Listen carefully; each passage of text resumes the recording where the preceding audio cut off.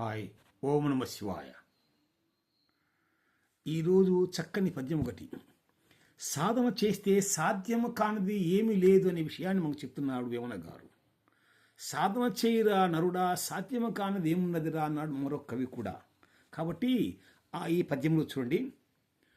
అనగననగరాగా మసైలుచునుండు, తినగా తినగవేము తీయనుండు, సాధనమున పనులు సమకూరు ధరలోన, విశ్వదాభిరామ వినురవేమ. సాధనమున పనులు సమకూరు ధరలోన. సాధనమున పదం ఎంత బాగా వేశాడో. అంటే మనము సాధించాలనుకునే పట్టుదల ఉండి ప్రయత్నము చేస్తే సాధ్యము కానిది ఏమీ లేదు అనే విషయాన్ని చెప్తున్నాడు. కాబట్టి మనము అనగననగ రాగము, అనగా అనగా అనగా అంటే రాగం వచ్చేస్తుంది. కానీ ఊరికి కూర్చుంటే ఏమొస్తుంది చెప్పండి? మనం ప్రయత్నం చేయాలి. ఇప్పుడు మనమే అనుకున్నాము తిరుపతికి పోవాలనుకున్నాం అనుకోండి. తిరుపతి పోవాలనుకున్నప్పుడు తిరుపతి పోయాము, నడిచిపోవాలని అనుకున్నాము. ఆ యొక్క నడిచిపోవాలని కొండ ఎక్కుతున్నాము. అమ్మా ఎన్ని మెట్లు ఉన్నాయి కొండలు, మనం ఎక్కలేకపోతామో అనుకుంటే ఎక్కలేవు నువ్వు. ఏముందిలే అని ప్రయత్నం చేస్తే ఒక్కొక్క మెట్టు ఎక్కునప్పుడు నీకు ఉత్సాహం కలిగి నీవు చేరుకుంటావు.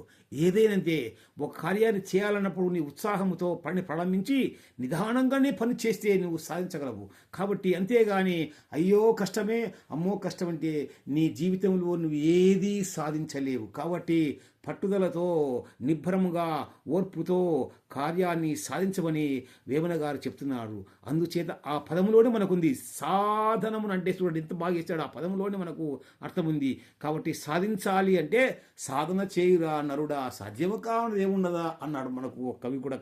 కాబట్టి సాధన చేస్తే సాధ్యము కానిది ఈ లోకములో ఏదీ లేదు. మనం అనుకుంటే ఏమైనా చేయగలము. మనలో శక్తి అలా ఉంది.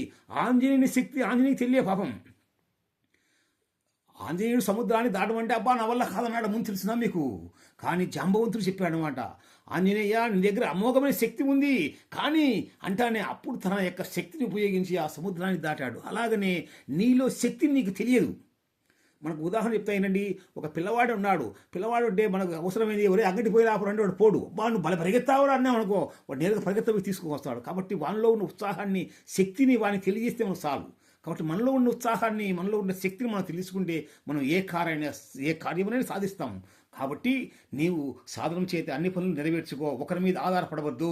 ఎవరు నీకు రారు, తోడు రారు. నీ ఇంతకు నీవే రాజువు, నీవే మంత్రివి, నీవే సైనికునివి, నీవే భటునివి. కాబట్టి నిన్ను మించిన వారు ఎవరు లేరు. నీ ఆత్మిక తృప్తితో నువ్వు పని చేయి, ఏదైనా కార్యాన్ని సాధిస్తావు.